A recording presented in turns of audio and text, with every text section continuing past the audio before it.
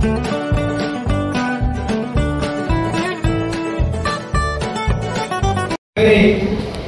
குறிப்பிட்டாலும் கூட எனக்கு முன்பாக பேசிய சகோதர மாவட்ட கழக செயலாளரும் சகோதரி லட்சுமணன் குறிப்பிட்டதை நானும் குறிப்பிட்டதாக ஏற்றுக்கொண்டு 2 ஆண்டுகளை கடந்து 10 ஆண்டுகள் ஆட்சியை இருந்து தேர்தல் சந்திக்கின்றோம்.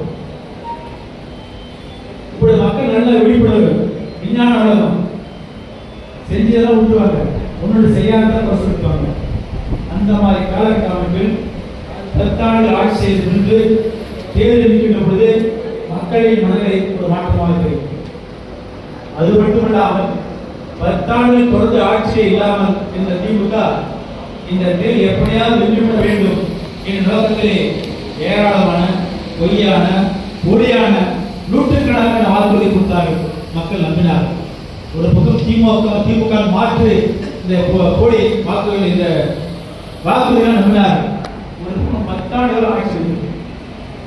இந்த சூழ்நிலையிலும் நாம் 76 எம்எல்ஏ ஜெயிக்க சொன்னால் எந்த காலத்தில் எந்த விஷயம் அந்த மாதிரி பண்ண முடியாது. பெருவது காரணம் நம்பினார். அவர் ஆட்சி செய்த 4000 ஆண்டு காலம் நல்ல ஆட்சி பண்ணார். 2 ஆண்டுகள் கொரோனா காலத்தில் ஓடிச்சு.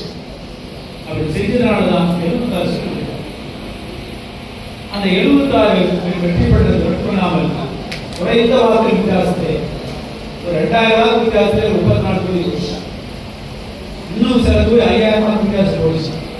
உதாரணத்துக்கு பக்கத்தில் சென்னை டி நகர் தொகுதி 136 ஓட்டு தான் சொல்லுங்க.